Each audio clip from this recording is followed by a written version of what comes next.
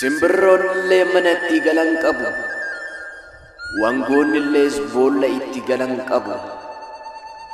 Yaa warra Iyesuus Kiristoos hin beekne, yaa warra Iyesuus Kiristoositti amanuu diddan, eessatti galtu?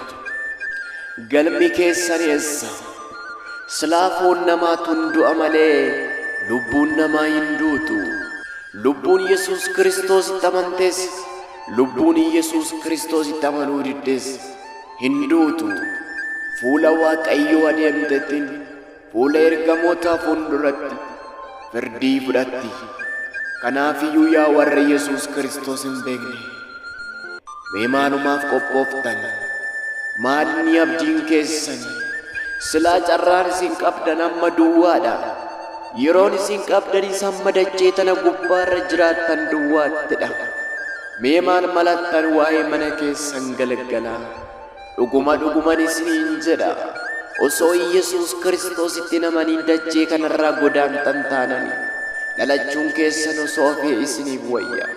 Osoo Yesuus Kiristoos fayyisaa lubbuu keessanii osoo hin godhatin duuniyaa tanarraa godaantan taanani, siif wayyoo kaa obboleettii koo, siif wayyoo kaa obboleessa koo, siif wayyoo kaa yaa abbaa koo, siif wayyoo kaa yaa harmee koo, dhalachuun keessan osoo hafee isiniif wayyoo. Fayyina karaa Yesuus Kiristoosittiin isiniif dhufe isin fudhachuu diddan. Wangeelli yommuu isin irratti lallabamus isin wangeela dhaga'uu diddan, wangeelatti amanuu diddan. Kana caala maal isiniif haa goonu ree? Kana caala akkam taanu ree? Nutis akkamittiin dhugaa isinitti baanu ree? Maal goonu ree? Isintuun osoo beekuutii, osoo irratti lallabamuutii dukkana fidatee dhaqaa kaa erga diddanii maal goona ree? Achi geessanii maaloo amma naaf gale, amma nu badhe Yesuus Kiristoositti amanaanis hin danda'amu. Achi geessanii maaloo amma yaada garaa kiyyaa geeddaradhaanis hin danda'amu. Yeroon isin qabdan amma duwwaadha. Yeroon isin qabdan amma duwwaadha. Yoo diddanii adeemtan garuu nuti maal goonu ree? Wayyoo carraa keessa, wayyoo carraa keessa, wayyoo carraa keessa.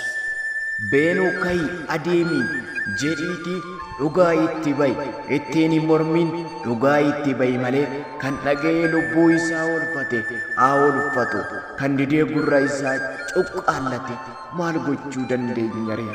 Kanaafiyyuu deemi dhugaa itti ba'i, obboleeyyan keetitti, hiriyootan keetitti, gooddanyoota keetitti, warra wajjin ooltu hundumatti akka Iyesuus Kiristoositti amananii lubbuu isaanii oolfatan dhugaa itti ba'i.